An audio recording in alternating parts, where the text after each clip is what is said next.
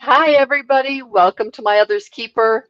Tonight, we have got a panel on adoption, and there may be one or two other people joining us.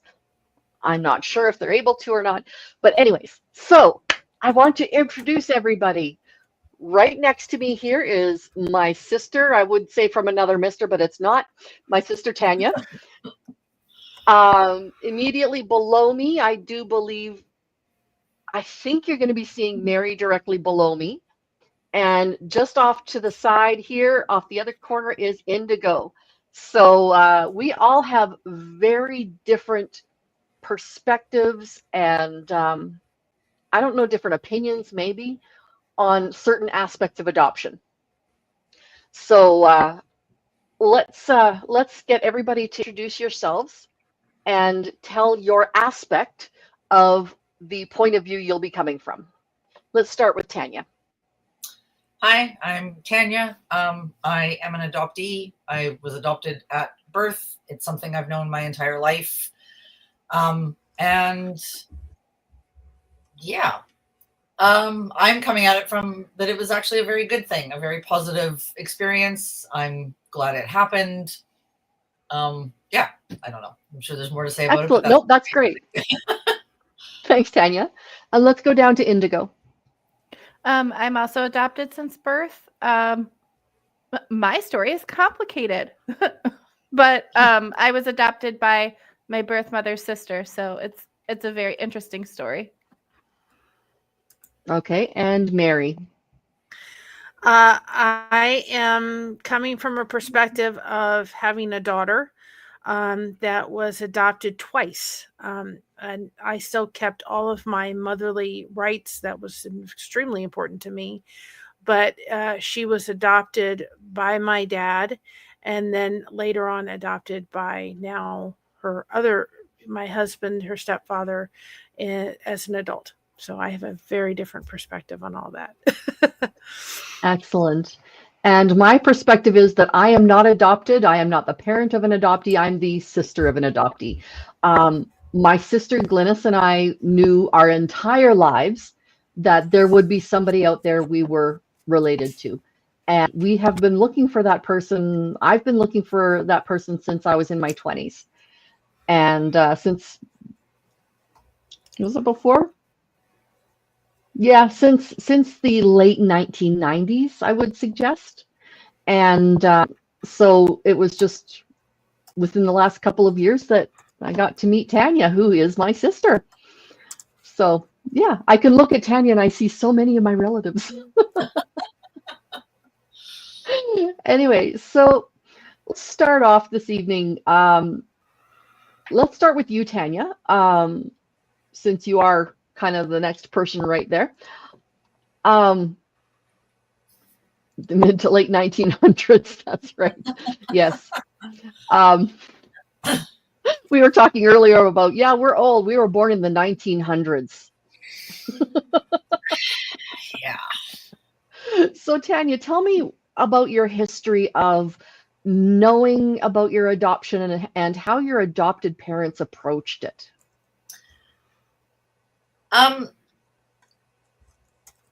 They approached it in the sense that it was just something that we knew growing up. If, according to my mom, one of my first words was adopted. One of my first sentences was, I'm an adopted little girl. It was never hidden. It was never anything that they like, because if you looked at my mom's like 5'2", pure white hair. My dad is darker skinned, darker hair. There's no way I could have been their biological child. And same with my brother. My brother's also adopted, and it was upfront from the moment that we could understand what was going on, which, in my opinion, is the way to go. I've had friends who have found out later in life that they were adopted, and it has not been pleasant. I can appreciate waiting, until the kid's maybe 2, 3, 4 years old or whatnot. But the stories that I've heard of people who have more or less denied where their children have come from just terrifies me. I can't really explain how that just does not sit well with me, because I have always known, and it was always presented in a way that was mostly focused on my birth mother. which the more I hear about it, like I do feel like it does tend to focus on the women because they're the ones carrying the babies and often making the decisions, and a lot of the men have checked out or aren't taking responsibility for their actions. So it was always presented to me in the way that my birth mother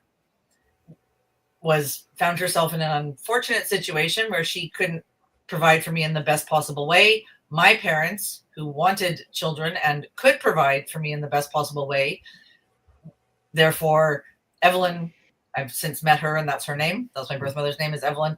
Evelyn made the difficult decision to give me up so that I would have a good life, and my parents adopted me so that I could have a good life. So it was all for the betterment of me and my future, and that would make everybody happy. It was always presented as a way of doing the best thing for me, despite the fact that it was obviously something my parents desperately wanted to do. Like my parents got married in, I think, 67, and I came along in late 71. So rumor had it they tried to have kids. My mom just wasn't having any success staying pregnant, and so they adopted me. 4 years later, they adopted my brother, and 2 years later, my mom got pregnant with my sister. And to be fair, given the complications she had giving birth to my sister, she probably shouldn't have had any biological kids, but she did. So yeah. So Okay. it was always just something that we knew about, and it was something that if I had questions, if I wanted to talk about it, my parents were very open to talking about it. When I started looking into how to actually find people, it was in the early 90s when I was in university, because I discovered through Saskatchewan births, deaths, and marriage, or whatever it is, vital statistics, whatever they call it there now, social services. If I put in to start my search when I was in university, I could do it for like $20. If I waited till I was done university, it would cost me $300. So I was like, well, I'll put it in now, because I never thought I'd find anybody quickly. So I was like, I'll put this information in and see what happens. And when I told my mom I had done that, her response was basically, well, it's about time. Like, you've been asking questions for the last 20 plus years. I'm surprised you didn't do it before now. And I'm like, well, I didn't think I had the right to do it until I was like technically an adult. Like, because I read all the books on adoption. I did research. I did, I looked, I wanted to know what the deal was and what, any information I could find. My brother has absolutely zero interest, and had zero interest. He has a bit of a rough story around reconnecting with his birth mother that I'm still mad about. I don't think he really thinks about it anymore, but he had zero interest. And when I did all of this research and whatnot, my mom said to my brother, like, if you have any questions about adoption or looking or signing up to be found or find your birth family, talk to Tanya. She's like done all the reading. She's done the research. She's talked to social services. And my brother's like, yeah, no, I'm good. Thanks. So, but yeah, it was always presented as this was the best thing for everybody involved. And, hopefully that was, this is the way that the story was supposed to play out, that, Evelyn would have a good life and be happy and healthy, and I would have a good life and be happy and healthy, and my parents got the children that they wanted. So, yeah. Excellent. So it sounds like your parents really approached it in a healthy, it's good for everybody kind of way. Yeah. And the truth sounds like it was really essential in your family. Yeah, I guess it would be, because you can't just not be pregnant and come home with a baby and be like, look what I've got. In the 70s, somebody might. Well, it's possible, but I mean, it would be a bit strange and it would be a bit hard to explain. Yeah.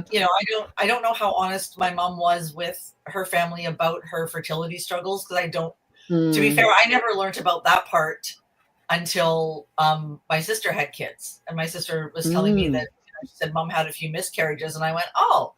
And I started thinking, like, well, that probably makes sense, because in the 60s, when you got married, you just started having kids pretty much straight away. So the fact that my parents got married in 67 and by 71 they still didn't have children, you know, or in my People are brain, wondering what's wrong. my parents just never had sex until 1977 when my sister popped up. That's what makes me feel better. But that's not reality. So yeah, it was always, which is why, like, now when I read about adoption and people talk about different aspects of adoption now, I'm like, how is this not a good thing? Like, I understand that obviously adoptive parents can be jerks, birth parents can be jerks.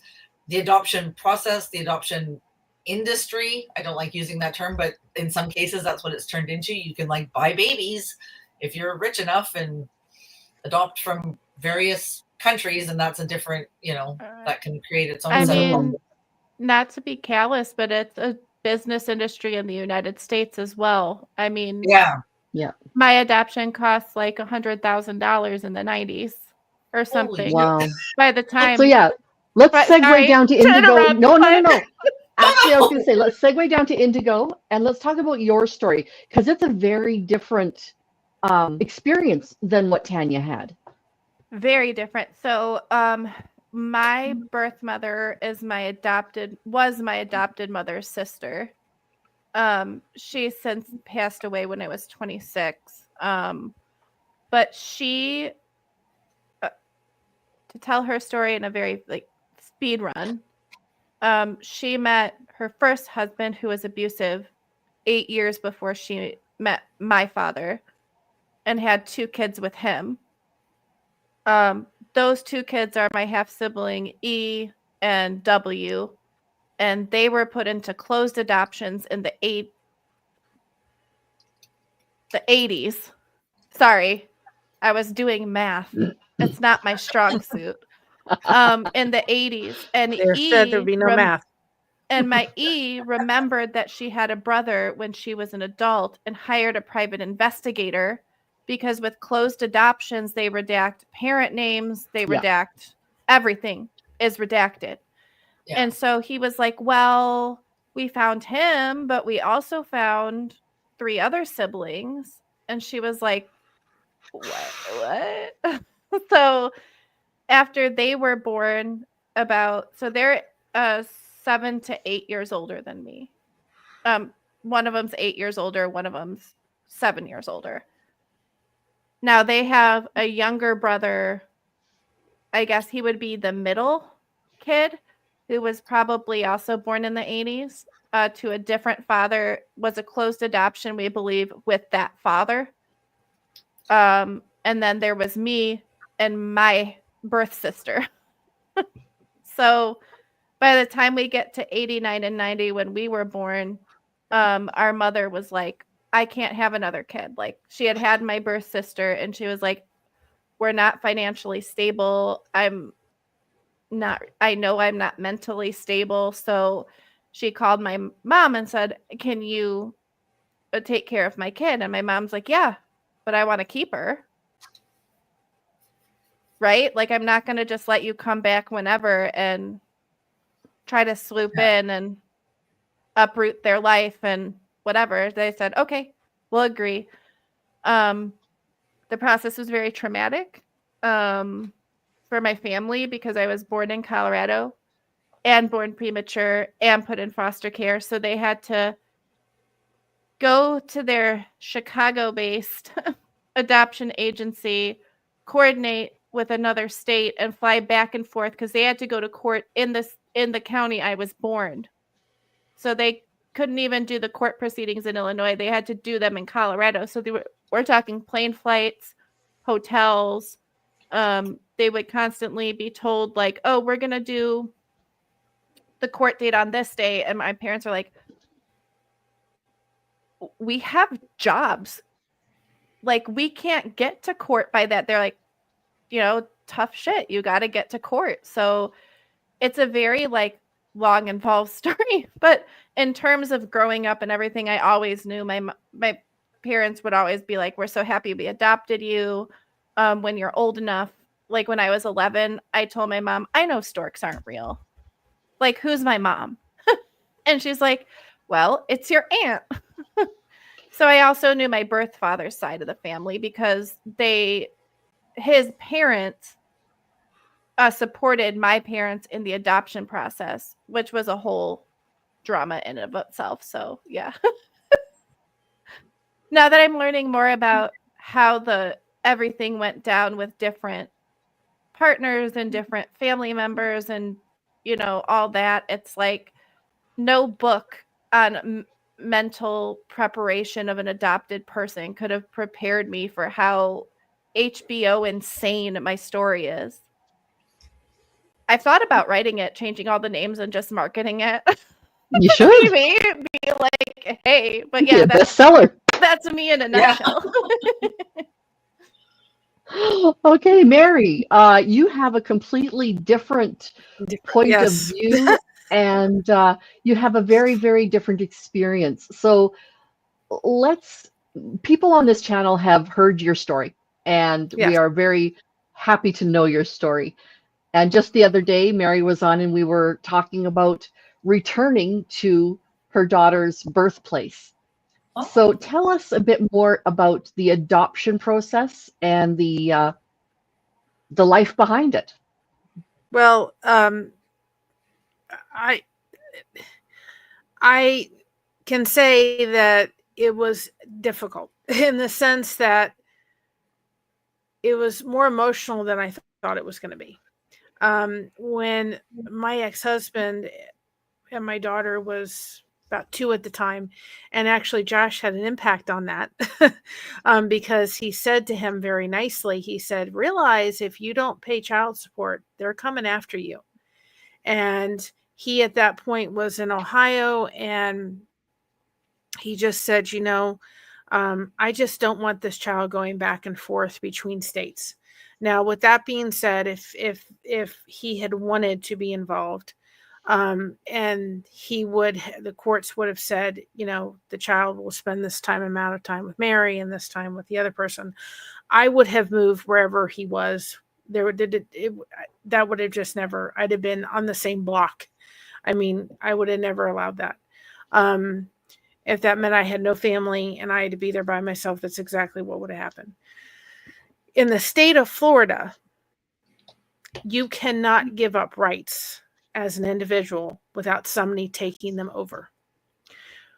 They do not allow it. So they don't say, okay, you can give up your rights as a father and just get out of doing what you should be doing and walk away and without someone else taking them over.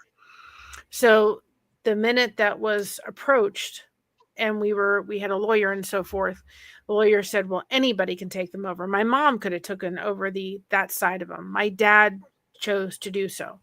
And so when we had the adoption happen, it then absolutely took him, and I'm not going to mention him by name, him out of the picture entirely, which means he had no rights whatsoever. And on her birth certificate, it said, my name as the mother and my dad as the father. So we chose to keep her last name the same as mine because we didn't want people looking at a birth certificate. Not that anybody was going to look at it, but we're like, this may look, if people don't understand the story behind it, it's going to look awful funny. Your dad is the father and it just sounds really not the greatest. And so I found out after that happened, I had to actually go through counseling because I was relieved because she was protected. They told me, coming from an abusive situation, nurse her as long as you could. She never wanted to take a bottle, and absolutely finding out she was autistic, I understood that. And later on, but they said nurse her as long as you can because she won't be able to take her out of the city limits. And so I felt a relief that she was protected, but I also felt like he's giving up his daughter. He doesn't want her. And I had to literally go through counseling and walk through some of that after it was all over. And so Josh didn't come in the picture till Christina was 5, until 2005. And then we got engaged in 2006 and married in 2007. Well, I because of our last name, there's a soda named after us, the last name. And Christina wanted that name. And my dad said, well, Josh, I can't give you I can't have you adopt her. But for Father's Day, I will legally add, your last name onto hers. And she was, being a special needs child, getting a lot of support through my dad's military and Social Security benefits to be able to take care of all of her medical needs. So if we had done that, that would have disrupted all of that. And he did, at one time before he got dementia, pull me aside and say, Mary, if it ever works out and Christina wants it for Josh to adopt her, I really want that to happen, even if I'm not here. Please do that.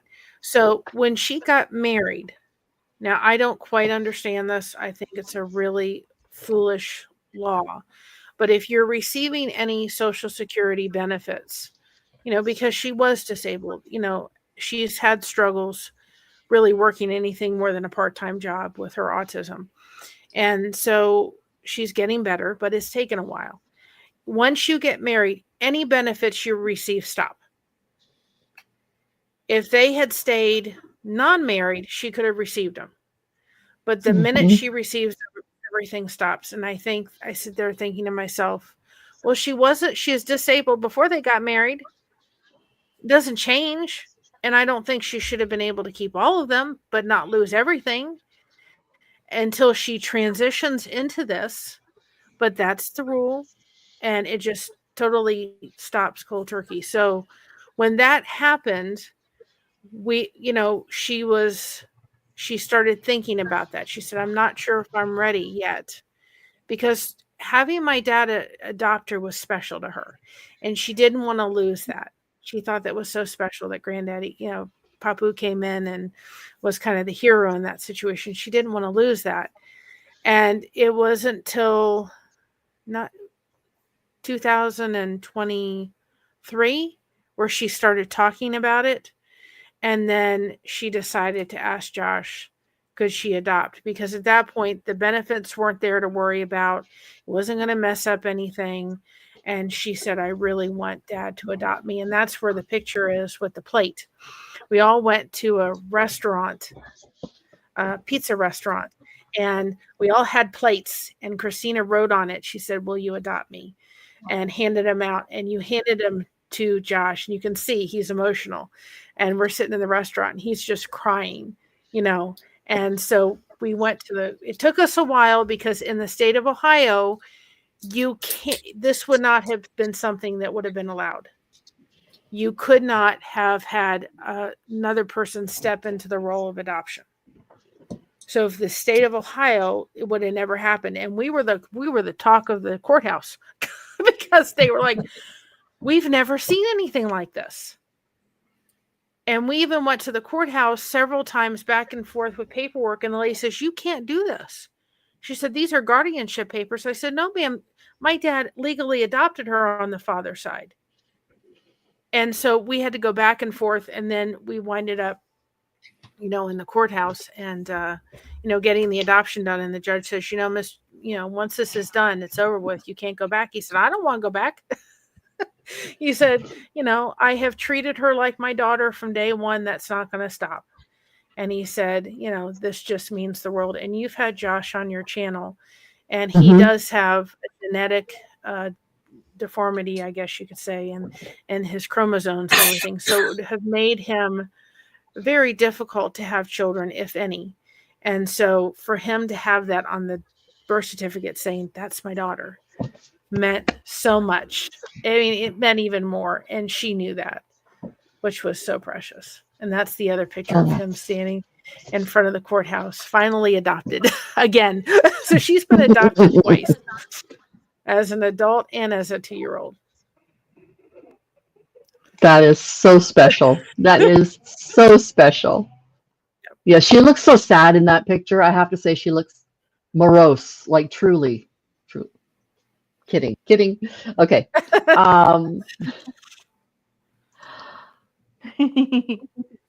So that's a beautiful story. I love that. So Indy, how do you feel about adoption trauma? This is a fairly new concept to me, but then talking among our friends group, it's like, no, there's this trauma, there's this trauma, there's this trauma.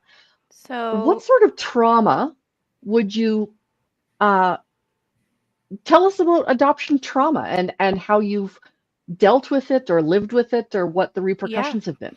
So I did a lot of reading memoirs of other people who were writing about them being adopted and like Mm-hmm. how I read a couple by psychologists, and kind of the consensus is that um, most adopted people, even if they know they've been adopted, or even if they don't know, have this innate feeling that they don't really like fit with their main family unit. There's just like something missing. Like either they want to go find their birth family, or they find out they have other family and they feel the need to like go out and find them. And I think that's just, it's interesting. So in my family, there's a lot of trauma surrounding my adoption specifically. My grandmother thought that my birth mother should just pull herself up by her bootstraps and figure it out because she had the baby, and grandma figured out how to raise the 6 kids she had with my grandfather.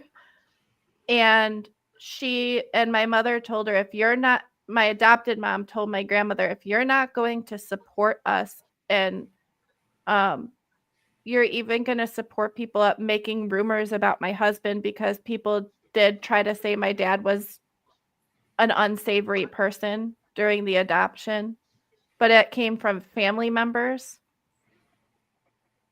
saying it against him. But they had to, this also made the process go longer and cost more money, because now not only were, because by the way, guys, when you do adoption legit, they look into your background, your Mm-hmm. financial background, your social background, your uh, legal background, like if you've been in and out of jail or not. Like they really deep dived my parents. And my sister has trauma because she was 8, and they would pull her aside because once allegations came out, they had to look into it. And so my sister has trauma with it because they had to interview her and ask her if her dad was a creep. Like they had to, though. And Yeah. so my family, we didn't talk to my grandma till I was over 8 years old. And I think I only knew her for like a few years before she passed away. But I mean, it caused a big rift in our family because my birth mom is like, you're judging me, and I did what was best for my kid. And also Colorado at the time, if you were any type of mentally ill or unstable in terms of not being able to raise your kids or remember, and she had schizophrenia. So there were times Mm-hmm. even with my older siblings where they would end up hurt and she wouldn't remember because she was in psychosis. And so the state just immediately was like, okay, no kid is safe with you. So we're going to take away A, who's my older birth sister, and they didn't expect to lose her. So now we have my mom getting traumatized and my birth father get a divorce because they didn't expect A to get taken away from them. And then my adoption, of course, is going up, down, and sideways. And so for me, I mean, I don't feel like I was traumatized by my adoption, but I Okay. think my family was, and I like, it maybe like subconsciously, empathically took that on. Because like the more I would ask questions and the less they would want to tell me, I would be like, what are you hiding? You're usually really open. Like, because like I said, they always said, we're so happy we adopted you. Um, my dad was like, I would ask my dad, do you have any regrets? He's like, yeah, but you're not one of them. And so like, I always knew, right? I always knew that I was adopted. And so when there were Mm-hmm. these details that they would kind of like not answer until I became an adult, now I understand why. I was asking these questions when I was 13 or 14.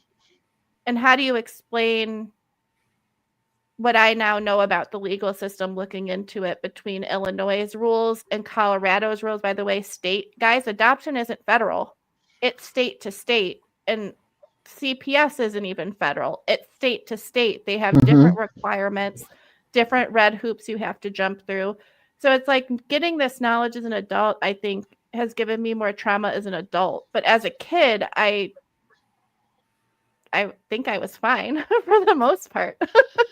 Well, that's good. I'm glad to hear that as a child, you weren't feeling other. You know what I mean? Like you were feeling loved and accepted, but then there was still, like you said, interfamily trauma.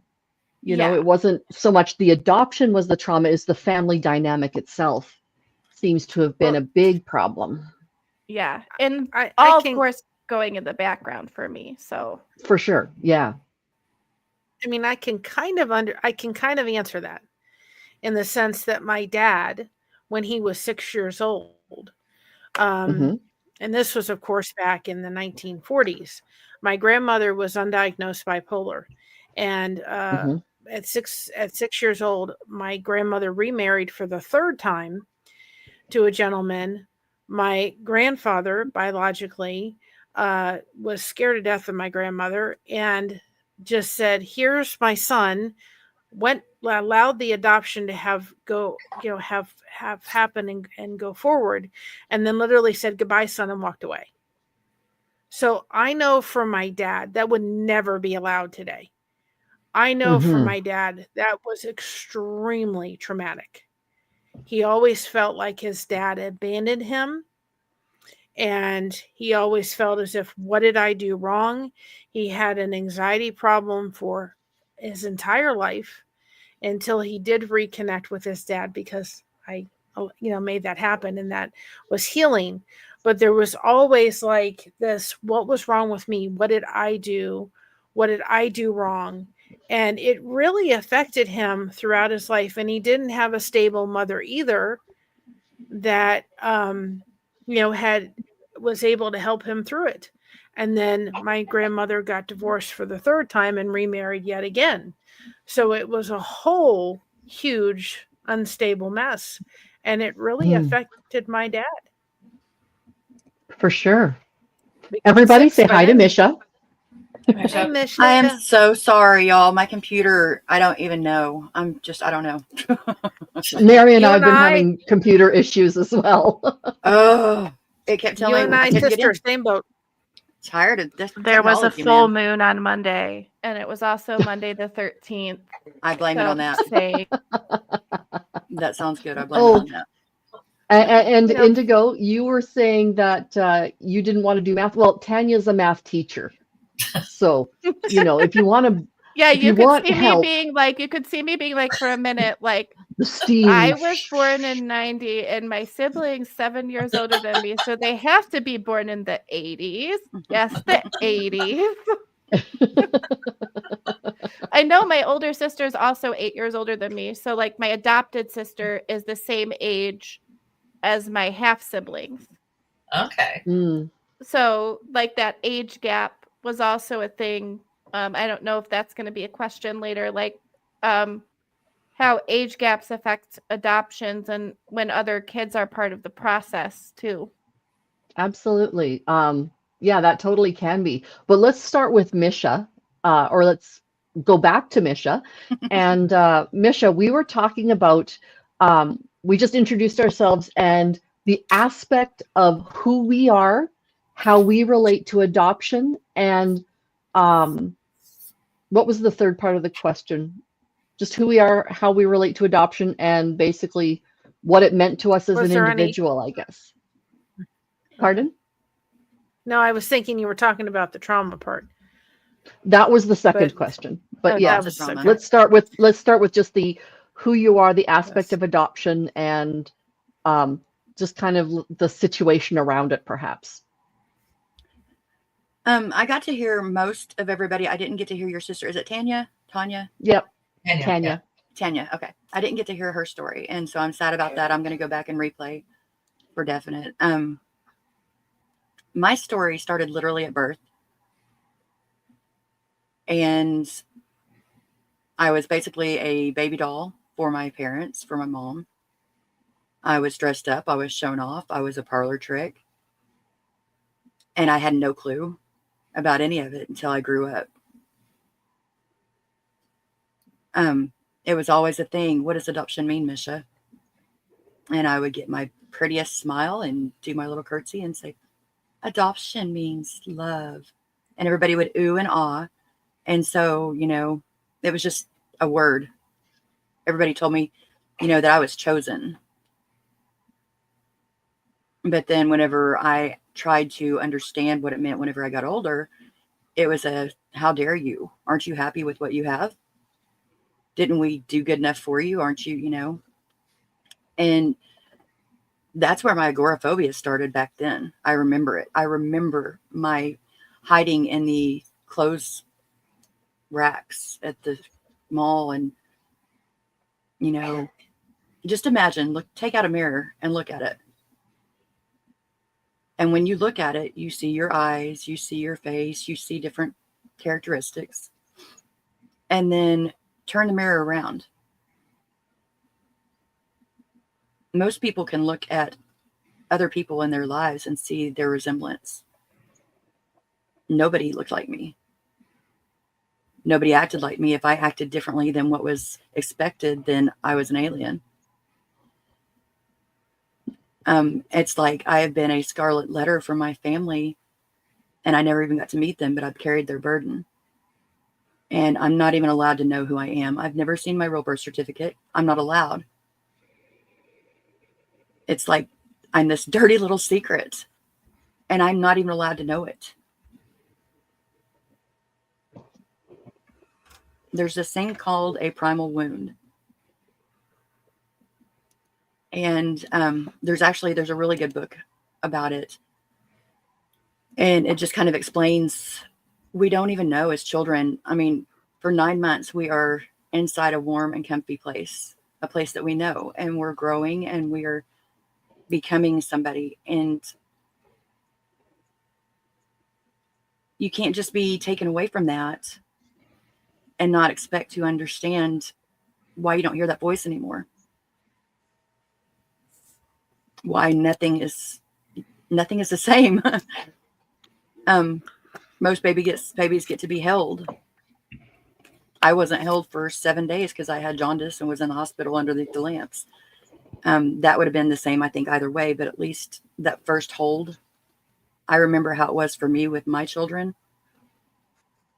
We didn't get to experience that. And then like on, the 23andMe and those places, everybody else, they get to pay money and they get to learn about their culture, who they are, or their past. When I go to mine, it's all blacked out. Again, like I am a dirty secret. It's affected me in everything I do. I've gotten rejection sensitivity disorder. There's a lot about me that I'm just realizing a lot of it the most recent years, but it has affected me literally from every single thing that I've done. And not only myself, but my children. They can't say that they're adopted, but they've had to deal with all the issues from my being adopted. And I think that a lot of it is just in how it was laid out, how it was done. And of course, at 17, whenever I lost my family, not having anybody to talk to after the fact, whenever I was an adult, able to articulate, able to understand, there was nothing there. There's nothing resource-wise for adoptees like there are for adoptions. It's a very difficult situation, and people it's like we're forgotten. Well, those orphans, they got their houses, they got their parents, somebody chose them, so they should just be okay and be happy with it and just keep on going. But not all of us are. We should at least have the right to know who we are. Not to put a dampening mood on things, because I know that that's not a good outlook. But I'm being real with it. Yeah. It's a very important topic for me. It's not that you're putting a dampening on it. You're putting your perspective on it, and your perspective is one of pain. Yeah. And it sounds like ever since you were a child, being told, aren't you grateful? You have to be thankful for everything that we do for you because we plucked you out of whatever situation, right? Yeah. And I'm in Whereas another Tanya situation. yeah. Whereas Tanya was brought into a family saying, we chose you, therefore this is a good thing, right? And not the aspect of you have to be grateful. How dare you not be, right? Yeah. So it was just a very different family dynamic. So as a child, you felt, I guess, othered at the Oh time yeah. yet? Oh yeah. Okay. I mean, they all the time they would introduce me like I was honestly, like a science experiment or a movie star kind of thing. Like I was so much different from everybody else, and they put it out there that I was so much different. Every time somebody new in the family would come around, every family reunion, all eyes were on me. And I hated that because it had nothing to do with me. No. How You know, old? You were adopted at birth birth. or soon after, right? At birth. At birth, okay. Mhm. And were you the oldest child, youngest child, middle somewhere? Only child. Only child, okay. Yeah, my mom had diabetes, which at that time, it stopped them from being able to actually legally adopt a child. Really? Yeah, her medical was really bad. And so Daddy, being from the golf course, one of the salesmen had come in and was talking to him, and he happened to live next door to a doctor. And he just so happened to know somebody. This is all I've been told. I don't know. But he happened to know somebody that was getting ready to have a child and needed to put her up for adoption. And so it's basically like I was a bought baby. Mm-hmm. And I had to pay for every single breath that I took. Yeah. Which is one reason why I'm so all about family, like not being family. Yeah. I'm all about accepting people and loving them because I know how it feels. Yeah. Absolutely.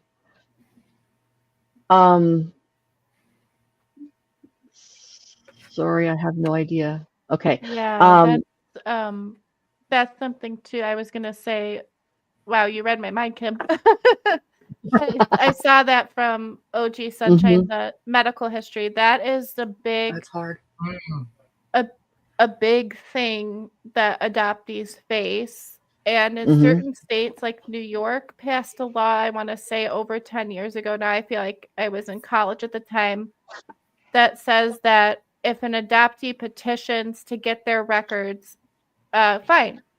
The parents want their names redacted, that's fine, but you have to give them the medical record. Yeah. Because mental health, physical health, Mhm. those things are undeniable when they start happening. And it's very disorienting to be like, healthy mom, healthy dad, healthy siblings, and now I'm not healthy. Like, why? And then it's like, oh wait, I'm adopted. That's why. Yeah. Yeah. See, at my age, our adoptions, we aren't allowed that. In Oklahoma, we're still a closed state. And I would have to go before a judge. And to be quite honest, my history, I don't want to go before a judge. And even if I did, I don't know that they would, because I've not had good favor or any good experiences before a judge. I mean, I have a warrant out for my arrest because of our divorce.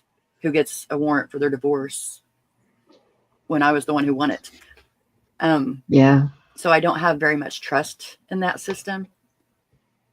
Not to mention, I don't have the money. I don't have the money for that.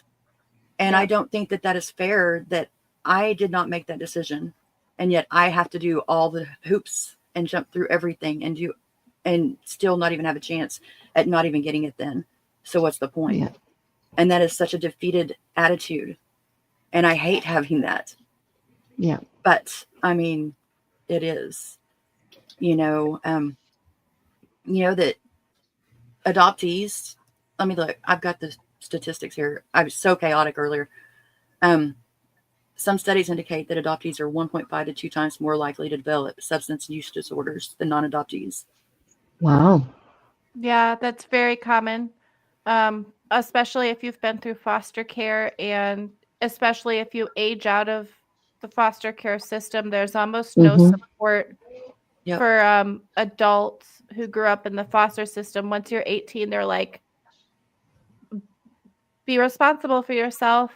Bye. Mm-hmm. And like, there's almost nothing out there for them. There's not. Yeah.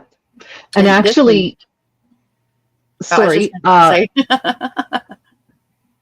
I was just going to ask Tanya, if you could specifically talk about this comment, because it seems to, you weren't 6 months old, you were significantly younger, but, and this is sort of a situation that you might find familiar.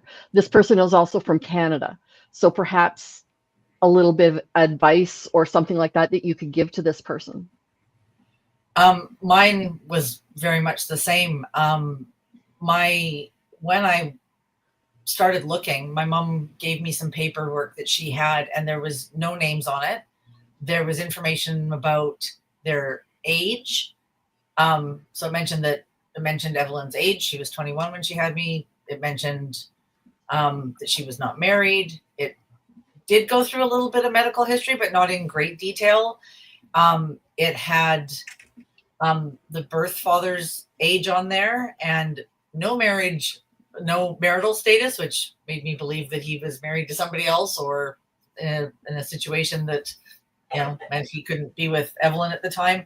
And it mentioned something about him having a sister or a cousin or something with MS. I remember that part. Mm-hmm. But it was very sketchy information, and it was like 3 lines, but no other identifying information, like nothing that was really, that would have helped me at the time find anybody. I did try, and I got shot down by Saskatchewan Vital Statistics, or I did actually go, because I did know on that piece of paper it had my name that was registered at birth. And so I went to try to get my birth certificate. Yeah. And they were right. And they were like, do you have any ID with your name? I'm like, well, no. I'm like, that's why I'm trying to get this, because I need to get ID with my name. And they were like, they're like, well, what's your name? And I'm like, yeah. They're like, not Kareen that you're asking for here. I'm like, no. And so I got shot down. So and I hard. just went, okay. Tanya, were you and I both born in the same hospital? I don't think so. I don't Were know. you born I was born in a town that starts with Y? Were you born in a town that starts with Y? Yeah.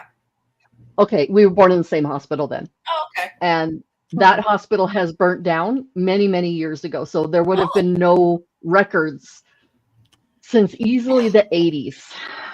So, right. yeah. Okay. Yeah, that was not something I knew anything about, but it was, mine was a closed adoption. And it was done through social services in Canada, or in Saskatchewan. So I just went through them, and yeah, that was probably the biggest thing for me, was not knowing anything about medical history or whatnot, because when I was 5, my mom's dad had a massive stroke, and that led to conversations about, how this could, could my mom have a stroke? Like, does this run in the families? Like, what sort of thing? And you find yourself thinking, well, if my mom could have a stroke, well, that's not going to actually impact me. Wait a minute. How does this work again? So I don't have anybody where I can be like, what's going on? And that was a big push for me to want to know things, because I don't want to have, if there's going to be a major problem down the road, I kind of wanted to be a little bit more prepared for it. And for sure. Anytime I went to the doctor, if they're like, oh, is there any history of heart disease in your family? I'm like, I'm adopted. I can't really answer that. And they were like, oh, okay. And they just let it slide, because what else are they going to do? So that was probably I guess growing up, that was probably the only thing that really kind of bugged me about it. Was just those kinds of questions. It wasn't, I don't think I really wanted to know anything about Evelyn, like my birth parents at the time, other than just I want to meet them and be like, hey, I've got some questions. Like, here's a list. Can you just answer these, and then I'll just carry on my merry little way, and we'll be good. Because I'm very happy Right. where I am. My parents are wonderful. This is all great. I'm just missing a few bits and pieces that I kind of would like filled in. And so, yeah. And most of the trauma happened once you met my sister and I, and we filled you in. So, yeah. Well, yeah, I guess I don't know if I'd hesitate to call it trauma, because I guess like it didn't happen to me. It makes me, oh, this is going to sound horrible. It makes me relieved more that I was adopted by the people who adopted me. Because Honestly, the two of us were very relieved that you were adopted as well. To have been brought up in our family would have been closer to an issue like what Indigo had, where there was trauma within the family. And, you know, Indigo happened to be adopted back into her own family, which had trauma. I Yeah, almost, you know what I mean? Well, there was also system manipulation happening in Colorado because my mom said when she found out that A was being put into the foster care system as well, she said, well, I don't want to separate them. Mm-hmm. So she made a promise to my birth mom she would adopt me, but she did not want me and my sister separated. Well, and see, I don't know, because love my adopted mom, but she can hold a grudge like a bee makes honey. Like, it just, she says she doesn't, but she do. And from what I've been able to piece together from talking to A's parents and a little bit, I guess it's no longer secretly being in touch with other people who are involved with my case, what I think happened was the system told A's adopted parents, there's 2 kids available. They're sisters. We don't want to separate them. Yeah. Mm-hmm. My mom also thought that when they were going to Colorado, and me and my sister were not born in the same county. Oh. So there were 2 Oh, that court makes systems, yeah. 2 courts. Well, 3, I guess, because we also had to sign paperwork in the Illinois court once I was adopted. There was a lot of court, but there were 2 courts. And from what I have come to understand is my mom will say till the day she flies away that they stole A. They did everything in their power to undermine us getting A, to make us look like we took you from them, blah, blah, blah. My feeling is that it probably was complicated that we were born in 2 different counties, right? Mm-hmm. So one court can't override another court. They had to go to 2 separate courts. So my court was like, okay, you've done all the things. You can start the adoption process for Indigo. And then they were like, but in order to get A, you have to go to this other court in a different county. And so, like, long story short, me and my birth sister were adopted by 2 separate families and didn't meet until we were 4 and 5, because our dads told our moms to eat lemons about it. Like, purse your lips, don't talk to each other, but it's not fair for them not to know each other because you don't like each other. So our moms will never get along. But So your adoptive mom and your sister's adoptive mom know each other. well, they met because they had to go to court, right? So they had to go to court for me, and then they had Okay. to go to separate court, and then they were told when they were trying to get A, oh, another family has been trying to adopt her. And they So- decided in favor of that other family rather than this person's blood relative. Mm-hmm. That's a system that's really, they're trying to avoid that type of thing now in Canada. Tanya, is adoption national or is it provincial in Canada? Do you know? My understanding is it was provincial. Okay. But that might just be because my parents did, like, theirs was through social services. It wasn't a private adoption. True. So my understanding is it's provincial, but I'm not 100% sure it's not something I looked into at the time because I didn't really see the point. Yeah. Yeah. And yeah. OG Sunshine, yeah. I started looking for my sibling in earnest when I had little kids. And it's like, okay, I'm a parent now. I really want to know this brother who's out there who is 6 months young or 9 months younger than me. And shock of shocks, it was a sister a few months older than me that I ended up with. Sorry, Tanya, we weren't looking for you. No. But I mean, The yeah, brother like could still it be just out there. You don't know. actually, it's probably likely that we have a brother out there somewhere. Okay. But having had children, that for me was a real kick in the pants of saying, okay, I want to meet this other part of who I am, in that this person has part of the same DNA. I want to know what this person is like. Misha, have you had a chance yet to meet any of your... No, you've said you have no clue what's going on in your birth family. I have a little bit of knowledge. Okay. Whenever I was right after Mom passed, Mm-hmm. I went through her stuff, and it was a whole ordeal. And I found an envelope that had the attorney's name on it, but nothing inside of it.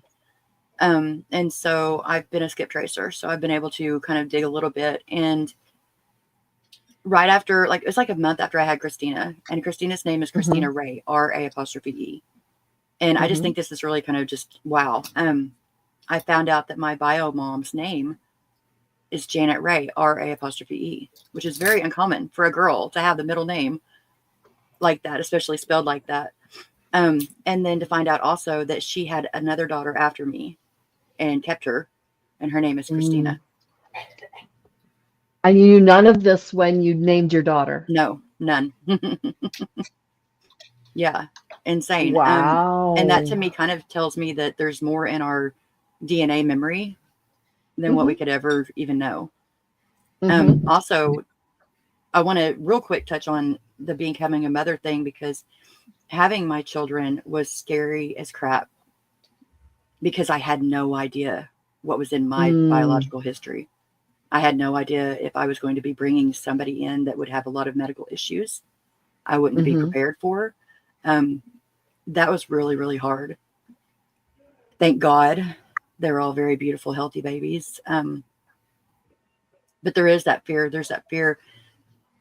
Anytime anything goes wrong with them, you don't have anybody to really go back and ask about, because they don't know. Nobody knows. Right. And in my case, there was nobody after anyways. So even my adoptive family, there was nobody to ask questions about how I was. So my family tree started over again, right whenever I turned 18. It does a major disservice. But for me also, I have these faux memories, I guess you could call it. I don't know if it's just my imagination running wild and trying to explain away.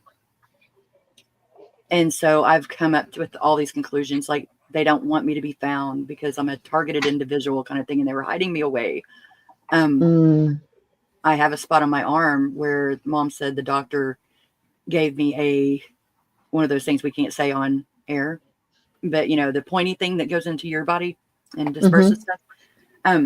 It said that it slipped, but it's the same size as my pinky, and I can push inward. Like I can push my whole pinky into my arm, and it's grown with me.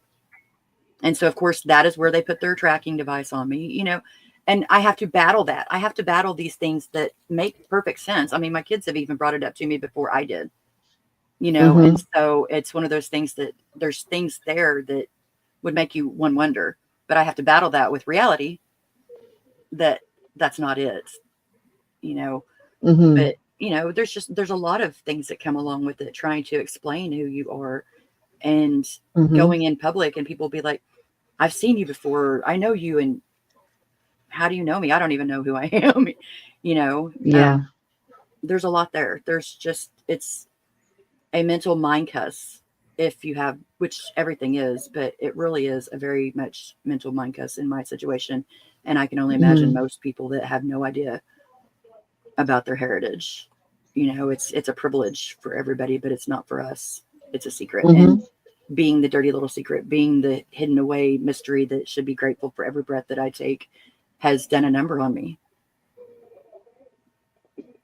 And if they would Something. have just had some kind of therapy at Mhm. play, if they would have just had something in set that, regardless, they have all this money for people to do this and this and this, why not have it set up in place for there to be guaranteed therapy? Then it probably would have been a whole different situation.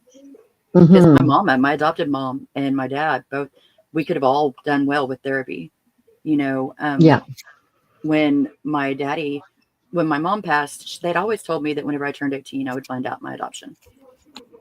I was told that she was 19, she was going to college, and that she was going to, that she just was not ready for a kid. Nothing was mentioned about her father at all. And so whenever I turned 18, I was supposed to find out. Well, mom passed away right before I turned 18. And so then daddy got remarried, and he told me every time I would ask about it, it's in my will, it's in my will. Well, then whenever he passes away, there's no will. And so, and that I think is just my stepmom being greedy, but I don't care about anything. I don't care about my inheritance. Take my inheritance. I don't need it. I've lived off nothing my whole life, but why should she be allowed to have my information? And it's like people just are dangling this crap over me. And it's just it's not a good situation. I think that there should be better systems, which I think that they've done a better job recent years, but I don't think that the state should have the right to hold my secret. It should be an open. And I don't think, because I feel differently now towards adoptee parents, like towards the parents the bio parents. I feel differently now. I used to be very angry at them because I used to feel like, well, they went out and did this sin, and I'm in quotation marks. And then they don't have to pay the cost because they can just act like it never happened and go on with their lives. I didn't think about the mindset of what they had to have gone through too. And to be somebody that was my mom, they would have to be heartfelt. I can't see it not being, and so I always had that question of why, because I know how I feel, but speaking with several people who are in the community who have gone through that, I have a better understanding, and I can see things more in their light. But yeah, for the longest of times, it was like, you just got away scot-free, and I'm the one that's having to bear the burden. That's not a fair way to feel, period. There's also dark stuff out there. And I will say this one thing, and then I gotta go really quick. But there's also stuff like in the 60s and 70s, there were doctors that were taking people's babies away and doing black market adoptions. There's a whole documentary on it, and I had to stop watching halfway through because I was like, oh, I think I'm triggered. And it's like, I think that if people go into having kids or adopting kids thinking they're going to shape somebody and they don't see the kid for who they are, that's the wrong reason to be a parent. Agreed. That's just my opinion. But I think the bravest thing my birth mom ever did was stayed in my life. Now, did I know she was my birth mom till I was 11? No, but I always had a connection with her. Like, she was my special aunt. Like, I always felt she was more than that. And it turned out she was my mom. But I know I'm very lucky that I got that.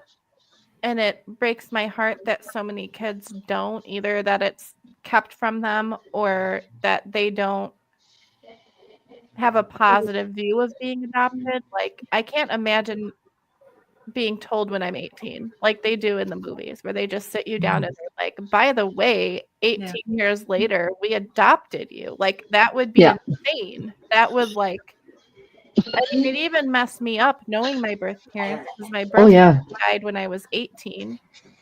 And then my birth mother died when I was 26. And so I feel like there's so many unanswered questions. Like, how am I like them? Like, right, people see their parents, they see how their parents' personalities are. You can kind of be like, oh, I'm related to you.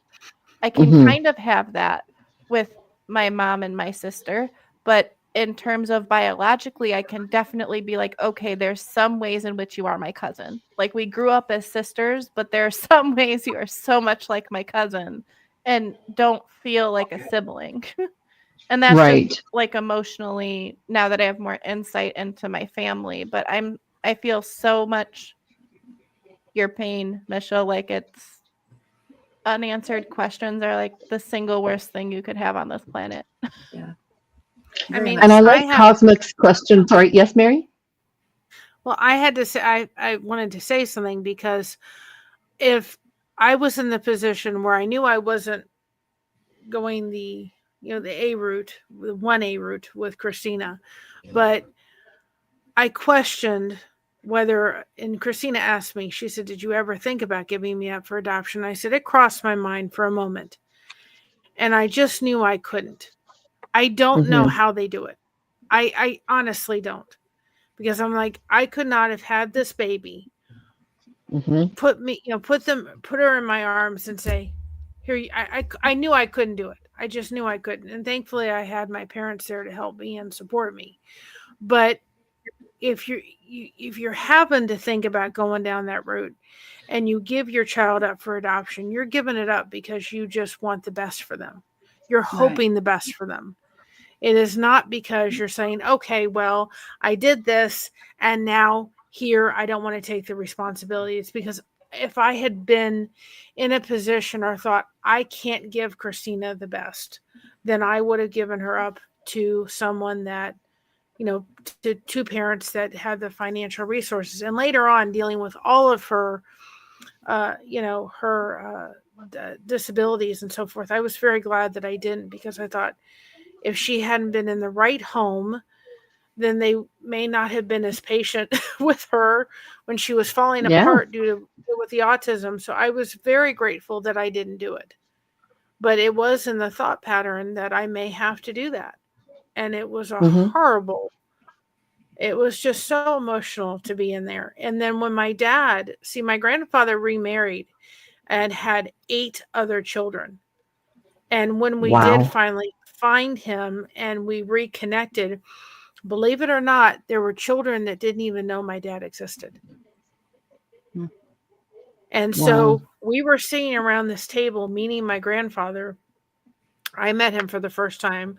I made it happen because my dad said, I don't even want to know about him. Don't tell me you're doing anything. I don't want to know. You want to meet him, go right ahead. And I just remember my uncle walking in to his dad's house, and we're all around the table, and he said, oh, but by the way, this is my other son. And his face went, and it made it very hard for a lot of those siblings to accept my dad because they didn't even know he existed. I'd like everybody's opinion on Cosmic's question down here. What are the opinions on transnational adoptions?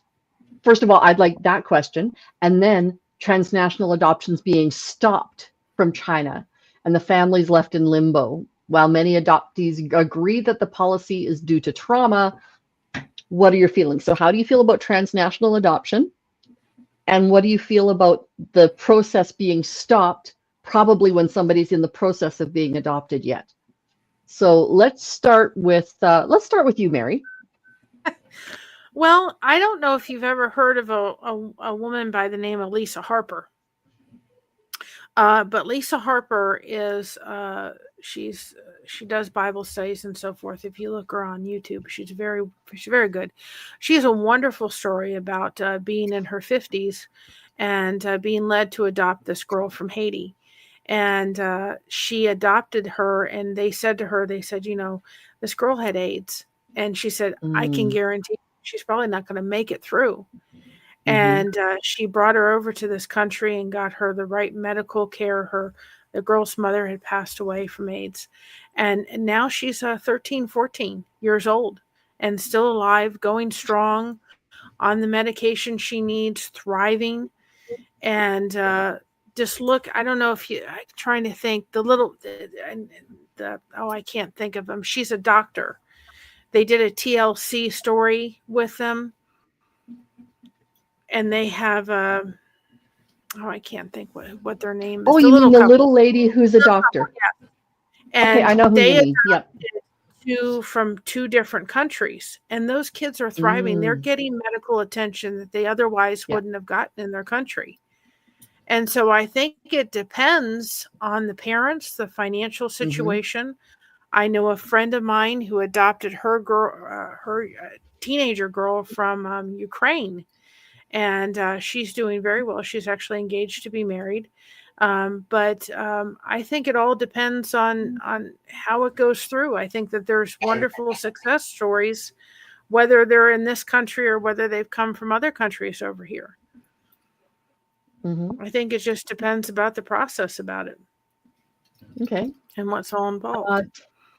Tanya, how do you feel about transnational adoptions? You've lived a lot of places around the world. So you also have that unique perspective as well. I suppose if it's an adoption, it can be positive, it can be negative. I think it would be a lot harder to deny that it's your biological child. So that would probably force people to have the conversation a lot earlier, because you couldn't really have an Asian baby with 2 white parents and be like, yeah, no, we totally had her.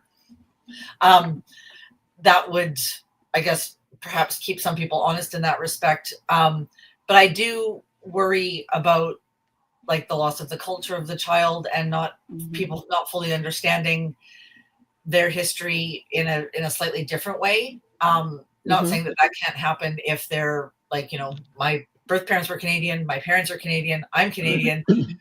There could have been a lot lost in translation compared to how I could have been raised versus how I was raised, but it wouldn't have been vastly different to the way Asian children are raised versus the way Western children are raised, because there is a significant difference between those. Yeah.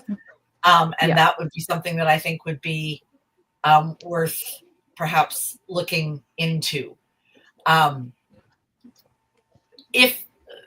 To stop an adoption halfway through, I think that's really cruel to everybody involved. I would rather them say, okay, once we clear the books of all of the ones that are currently in place, then we're going to stop them, or we're going to be more strict about them, or we're going to do something different. But I don't think stopping them is the right way to go about it. I know some countries have started to ban adoptions to certain things. I know some countries will not adopt to same-sex couples. There's lots of things. There's lots of checks and balances that they've put into place to change things. But I think on the whole, if you can do it and be honest about it, I don't really see a problem with it. But I do think it can lead to a lot more questions on everybody's end, just from cultural differences and whatnot. That's a very good perspective. Misha, how do you feel about transnational adoptions and then adoptions being stopped mid-process? I agree with Tanya about the cruelty of stopping it mid-process, because that gets everybody that is involved so many more issues, and it just it defeats everything. However, the multinational, or transnational, I've seen it too many times where it's a trend.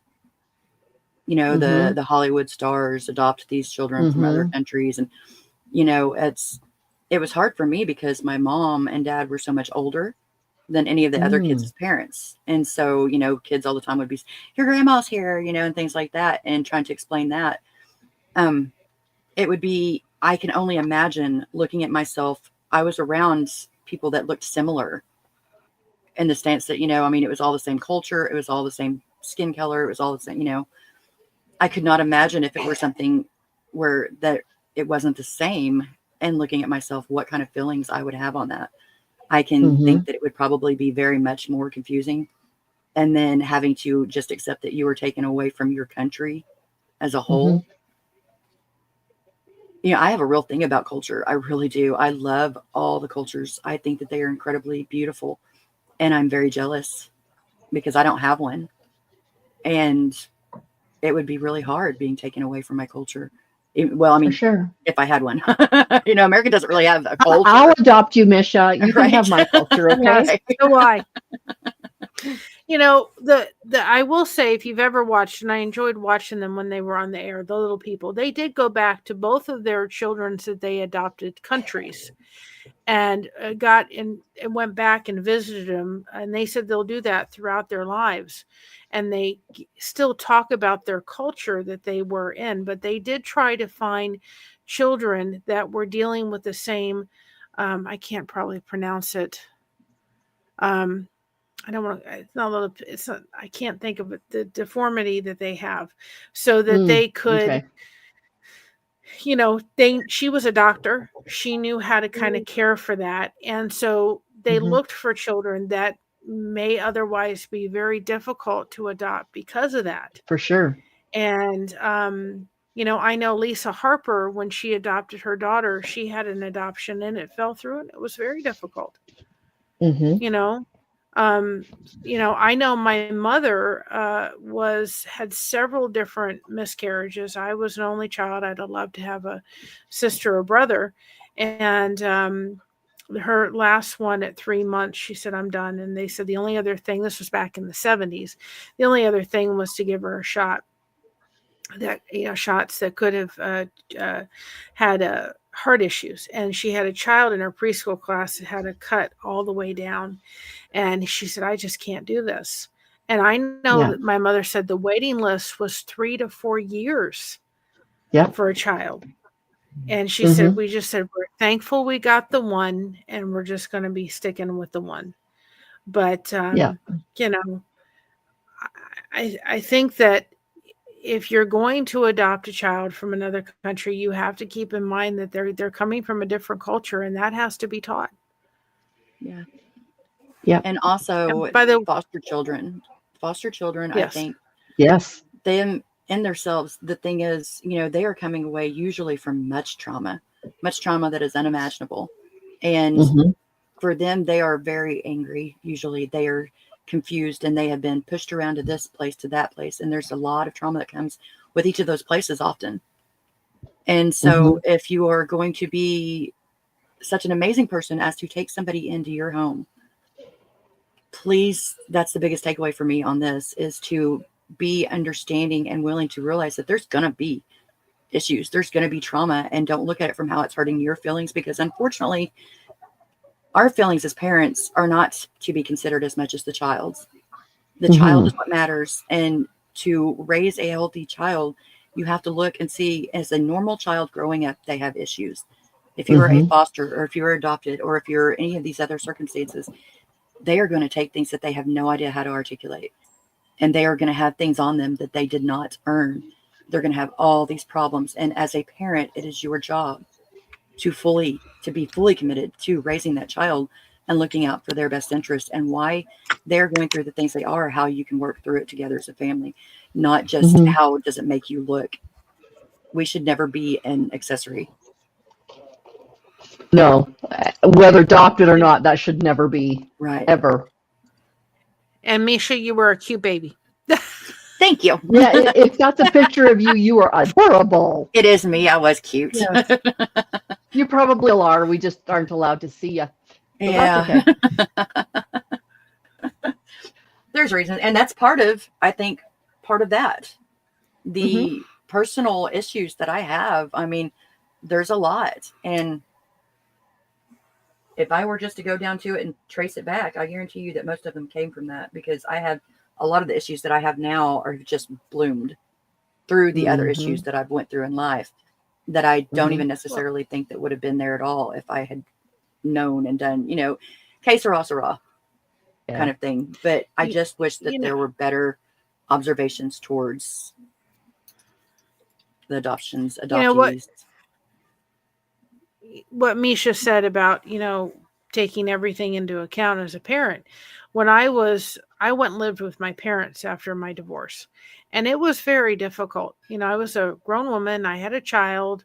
Now I'm having to live underneath my parents' roof and follow their rules. We all came together, but still, it was still my parents' home. And I, at times, would have loved to be able to go out and have my own apartment and so forth. But it wasn't what was best for Christina. What was best for Christina is that I was in that home where I even didn't take jobs that I could have. They wanted to be managers, and I decided not to because it was taking too much time away from her. And so my mom would work days, I would work nights, so that she could have a consistent thing throughout the day. And I didn't want to have to come home at 11 o'clock at night and drag her out of the bed and take her back to an apartment. So I chose to live with my mom and dad. And if I hadn't gotten married to Josh, I still would have lived with them because it was best for her. You don't always have to, you can't do what's best for yourself. You have to do what's best for your child. Yeah. And Tanya, I'm going to ask you, has nothing to do with that's on the, or statement that's on the screen. Having yourself having been adopted, your younger brother having been adopted, and then having the youngest being a bio child, what sort of dynamic was that, or did not matter at all? Part of me feels that that's hard to answer right now just because of things that are happening at the moment with my youngest, with my sister, which is clouding my own judgment, and it's not fair because it really has no bearing on how we were raised.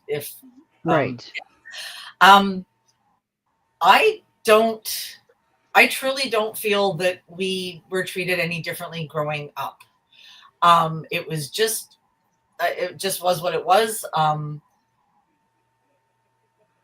Relatives didn't treat us differently. I had one minor incident when my grandmother passed away, my dad's mom, that still sticks in my head because I couldn't believe that my cousin said this.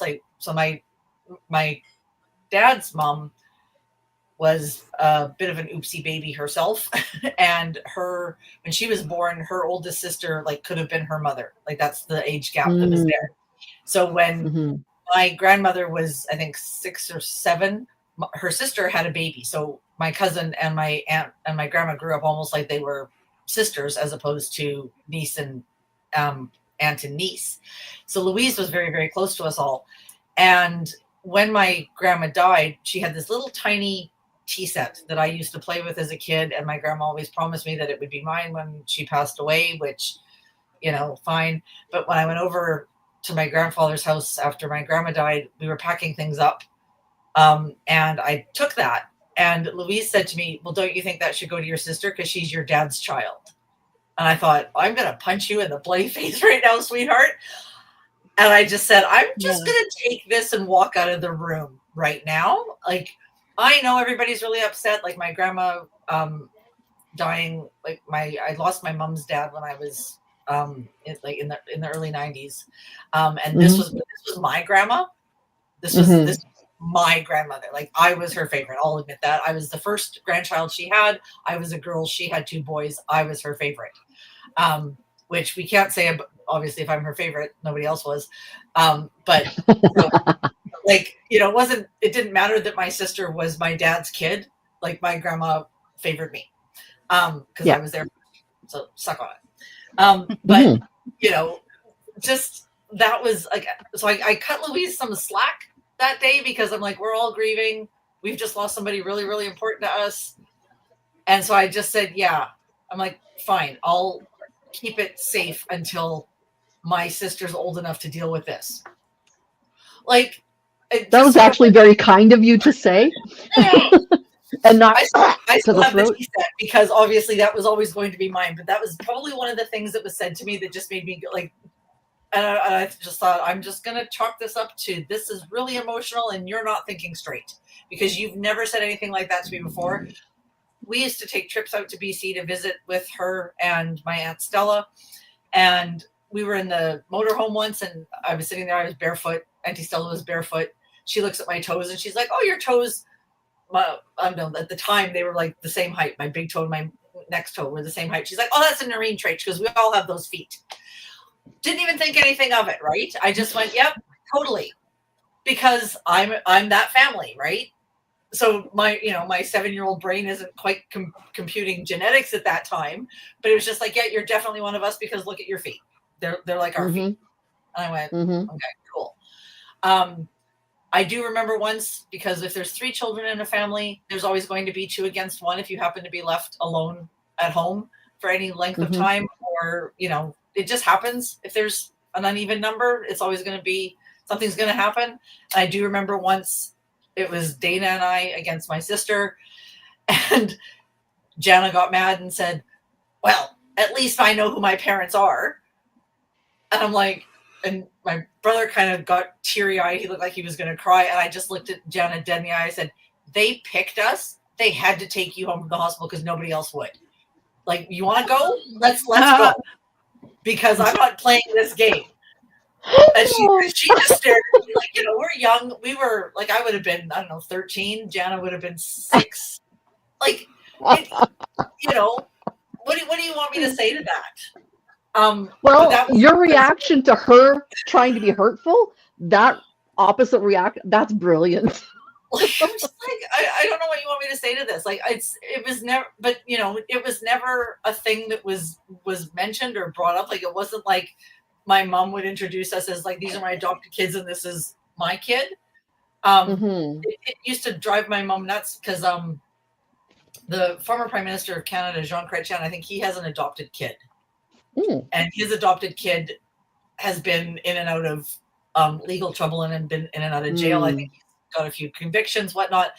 But every time they published a story about him in the newspaper, it was always Jean Chrétien's adopted child. Yeah.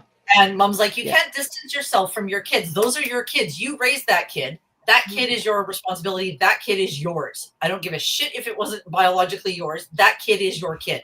You need to take responsibility. And my mom's like, you're writing a letter to the newspaper. I'm like, but I'm not upset about it.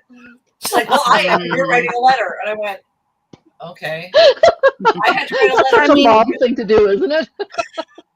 I mean, say, I actually have homework. Yeah. I have a family member, and I'm not going to name names, but I have a family member that I think would have been better if they had adopted their child out. I honestly do believe that. As hard as that would have been, but I think that she would have been better off to do that. Yeah. Just because of everything that she went through. And, you know, it didn't happen. And it's, you know, she's had some bumps along the way, but I think she would have been better off. Because I think the reasons for keeping the child, not that she didn't love her, she did. And she still does very much. But it was looking for that friend. It was looking for that validation, you know, that relationship that somebody loves me and somebody's always going to be there for me and all that kind of stuff. And I think it would have been better. I don't know how it would have turned out. It may not have turned out any better, but I think it may have. Yeah. So I'm just going to highlight a couple things over here that Misha has done. Go ahead. I remember when my dad, when we did finally, to close to the end of my grandfather's life, and the very end, and he was at that point in a nursing home, and my dad and him had talked. I mean, he just couldn't wait to get to the phone and talk to my dad. And at the very end, he kind of messaged over. He kind of went like this to me because we went up to visit him for the last time. And he went over, he said, come over here. I said, yes, Grandpa. And he goes, I love you. And I thought, I didn't need anything else. But when he passed away, I woke up right out of bed at 6 o'clock in the morning, straight up. It was whatever time he passed. I mean, I was straight up. And I went back to sleep. I said, something doesn't feel right. And I went back to sleep, and my dad told me, you know, later on that morning, he said, you know, Grandpa passed away. I said, what time? I said, I literally right out of bed thinking something's happened, something not right. I couldn't put my finger on it, but I knew something had happened. And when my dad walked into the funeral of his dad, there were people that thought that was my grandfather. That's how much they looked so much alike. It made it very, I think that's why a lot of his siblings just couldn't have it, because he looked too much like my grandfather. Yeah. Now I can't play any of these without it actually going away. Like I can't click on the link. It just won't. But take a look at these songs that Misha has written. So there's this one. No, There's the first one was an accident. I put Mary Gauthier, who's an incredible songwriter and singer. I'd put the wrong link with that, and so I deleted it on where I posted it. Just wouldn't let me delete it on here. oh, okay. So that's The not first this one. one's No Bueno. The next No one Bueno. is the right one. Okay, And there then, we go. Then I put the right one for Mary's, the second link after that. Yeah. Okay, and what's her name? I think you pronounce that Mary Gauthier. Okay, Gauthier. Uh-huh. Yeah. Yeah. And okay. there's a particular song. There's a whole playlist that she's got it's called the Foundlings or the Foundling. But the one that's got the date on it, and it's March 11th, 1962. That is where she does the call to her bio mom, or at least she writes about it. And it just shows a lot of the feelings that you go through in trying, because I reached out. I did end up tracking down my bio mom. I reached out to her. I reached out to my bio sister, and they saw my responses, but they never answered, which was another just burn. Every birthday, I write a letter. I post it on Facebook to Janet.